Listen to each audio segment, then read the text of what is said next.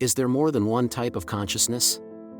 The nature and complexity of consciousness have fascinated thinkers for centuries, and the question of whether there are multiple types of consciousness remains a subject of ongoing debate. While some theories of consciousness suggest that there may be different states, modalities, or dimensions of consciousness, others argue that consciousness is a unified and indivisible phenomenon.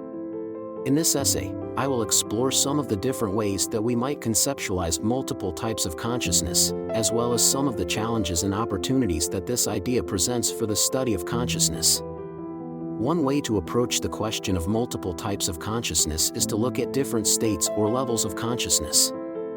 For example, we might distinguish between wakefulness, sleep, dreaming, or altered states induced by drugs or meditation.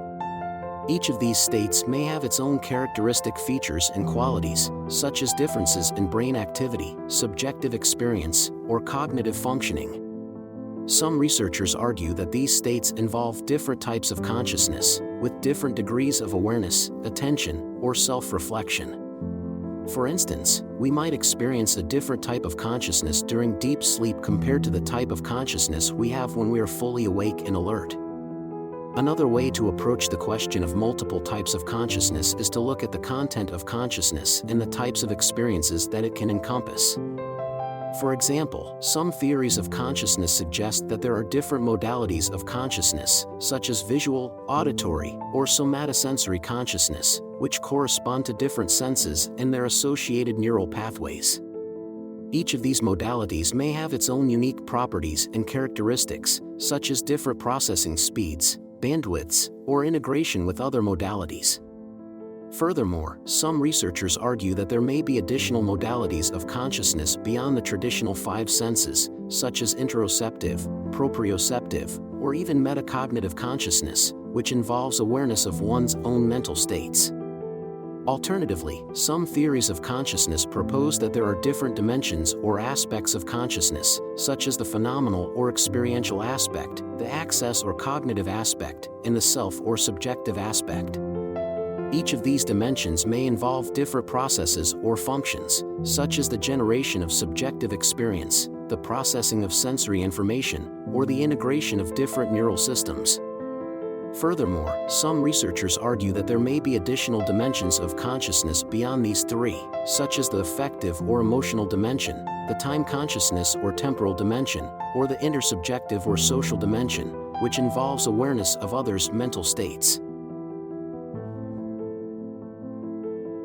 While the idea of multiple types of consciousness offers a rich and diverse framework for understanding this complex phenomenon, it also presents some challenges and opportunities for the study of consciousness.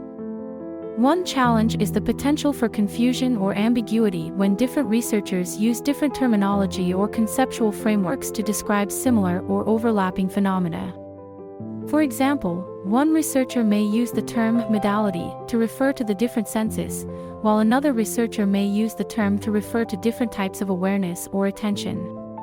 Another challenge is the potential for oversimplification or reductionism when attempting to categorize or classify different aspects of consciousness. For example, some theories of consciousness may assume that there is a strict division between the phenomenal and access aspects of consciousness, when in reality these aspects may be deeply intertwined and interdependent. However, the idea of multiple types of consciousness also presents opportunities for the study of consciousness, such as the potential for cross-disciplinary collaboration and integration. By bringing together researchers from different fields, such as philosophy, psychology, neuroscience, and artificial intelligence, we can develop a more comprehensive and nuanced understanding of the different types and aspects of consciousness. Furthermore, by examining the commonalities and differences between different types of consciousness, we may be able to gain insights into the underlying neural and cognitive mechanisms that give rise to consciousness. For example, by comparing the neural correlates of visual and auditory consciousness, we may be able to identify the common features that underlie all types of consciousness, as well as the specific features that are unique to each modality. In addition, the idea of multiple types of consciousness also presents ethical and practical implications for the use of consciousness-altering technologies, such as drugs or brain stimulation. By recognizing that different types of consciousness may have different properties and values, we can more carefully and responsibly evaluate the risks and benefits of these technologies. For example, we may need to consider the potential impact of altering one type of consciousness on other types of consciousness, as well as the potential impact on an individual's subjective experiences, cognitive functioning, and personal identity.